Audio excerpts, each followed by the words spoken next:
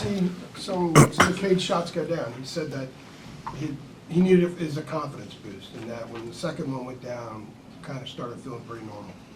Yeah, I was happy that he was able to make some shots. That's one of many things that he can do out there on the floor that's a benefit to us. I thought he was playing confident. It's not about making shots. I've said a number of times in regards to Cade, he's a basketball player. Yes, he can shoot the basketball, but he can defend, he can rebound.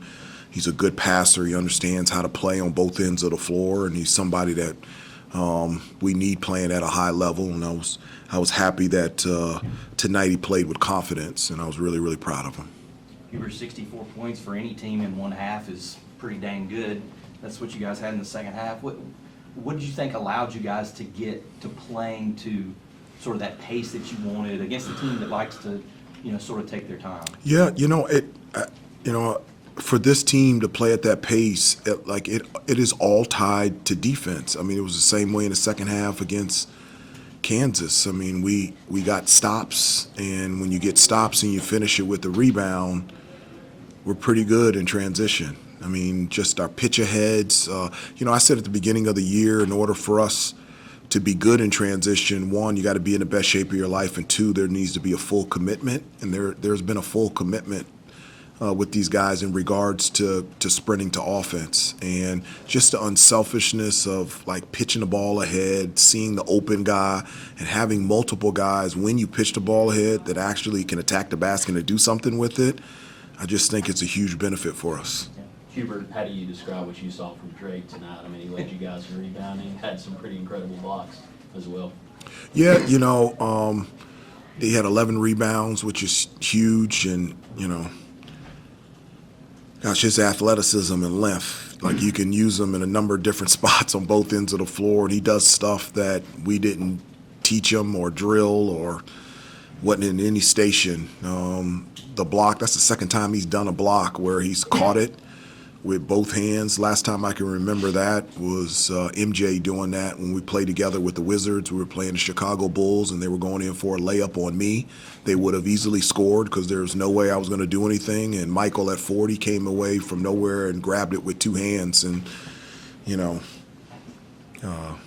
he's just really elite. And he's just starting to scratch the surface of what he can do out there on the floor. And, you combine that with the type of character kid he is. He's just, as I said before, he's always asking, what can I do more? What can I do better? And coming from a McDonald's All-American, that's rare. That's pretty cool. Hubert, RJ was 1 of 6 tonight from 3. I believe he's now 5 of 25 for the season. Mm-hmm. Is it just a matter of shots not going down, or is there something else going on? No, I think, one of the things I tell the guys all the time is that there are going to be times where your shot goes in, and there's times that they don't.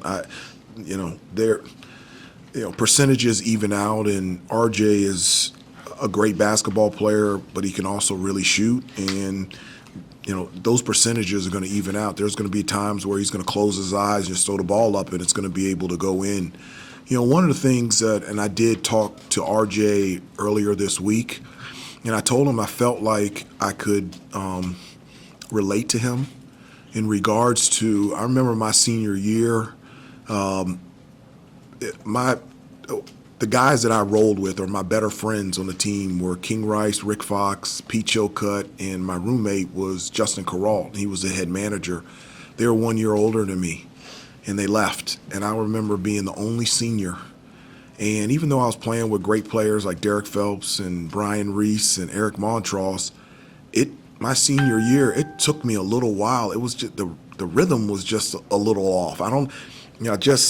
Where were my boys, and I would get the ball, but I would get it at a different spot, and it was just a little different rhythm, and it really took me a little bit of time my senior year to find that rhythm, and once I did, it was ready to go. And I feel the same way with RJ. When I told him that story, I could just see his face lighten up, and he goes, "Yeah, that's kind of how I feel," And I was like, "Yeah." I said, "Everything is fine." I said, "Just dive yourself into being great defensive player, distributing the basketball," and I said, "You're taking great shots, and they're going to go in." And so I'm ready for him to make all of his shots.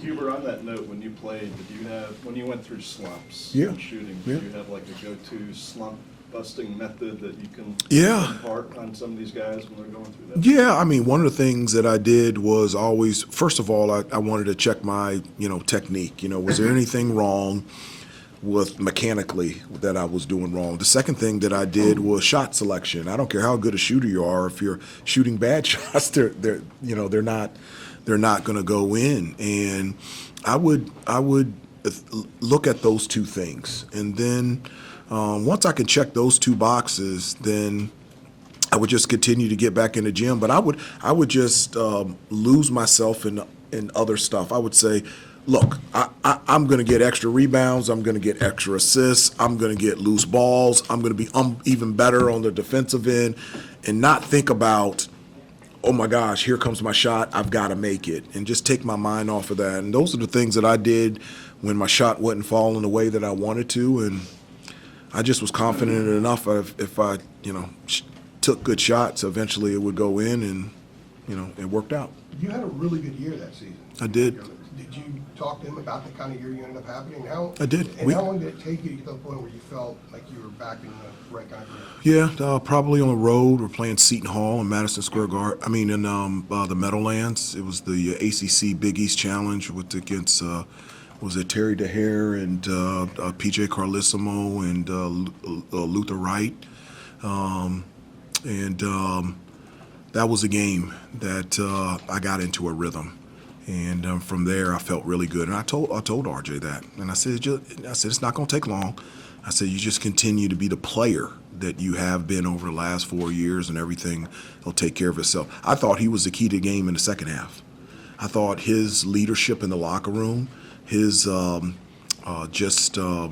his energy, his enthusiasm, the way that he was leading in the locker room at halftime, I thought was a number one key in getting everybody really excited to play a better second half.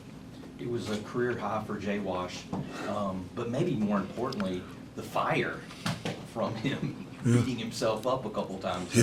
I mean, other than not injuring himself, that has to be something I would think you like to see out of him, that intensity coming out. That's what I want to see from everybody. I'm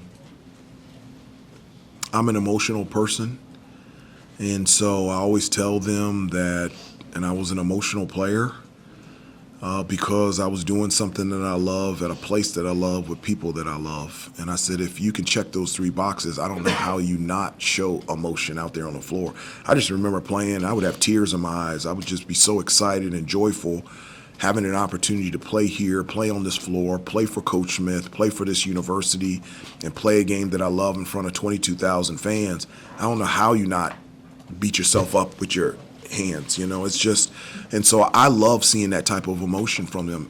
I encourage that every day to do that, and to do that not only for yourself, but to do that and to be able to celebrate other people's success. That's exactly what I want. Yeah, a couple more.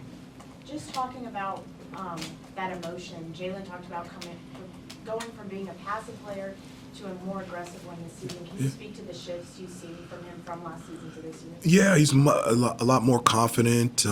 His personality is coming out, and I specifically told the team this today. Whatever your personality is off the court, that's awesome. That's the way that Jesus made you, and we celebrate that every day. But if you're a quiet person off the court, you cannot be a quiet person on the court. If you're a laid-back, casual guy off the court, you cannot be a laid-back, casual guy on the court. Like you're gonna have, your personality is gonna have to change. And Jay Wash is a really sweet, quiet giant, and I love that about him. But on the court, I want the one that's hit himself in the head. I want that all the time, not just for him, but for his teammates, which he does. If he gets a rebound, do that, or he dives on the floor.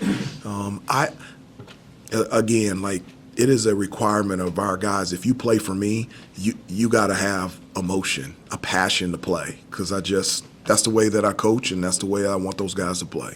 What's the biggest difference with Elliott driving to the rim now as opposed to last year?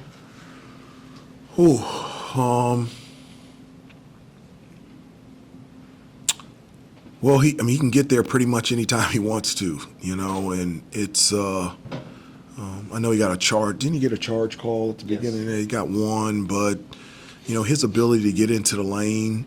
It's very rare for someone to get in there and be able on the fly to decide whether to shoot or pass. A lot of times people predetermine, they go in there, I'm only thinking shot, or man, I'm looking pass. Like he can make a decision second. And in transition, ball screen action, he just has the ability to do that. But I think the biggest thing is his just growth as a leader. I mean, just in the locker room, we were talking, and like he talks now.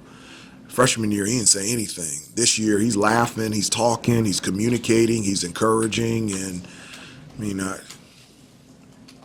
it's gotten off to a really good start. And that's a quick follow-up to that. How about playing good contact? Look like he's handling stuff at the rim, getting the ball off a little bit more. Yeah, he is. He is. I mean, he's a strong kid. He can take contact and be able to finish, and but that goes back to his commitment in the summer. It hasn't just been on his shot. It's been in the weight room. It's been on his conditioning. It's been on his nutrition. He's done all of that. But you're right. When he gets into the lane, his ability to create contact and still be able to make plays, he's doing that at an elite level. Everybody good? All right, that was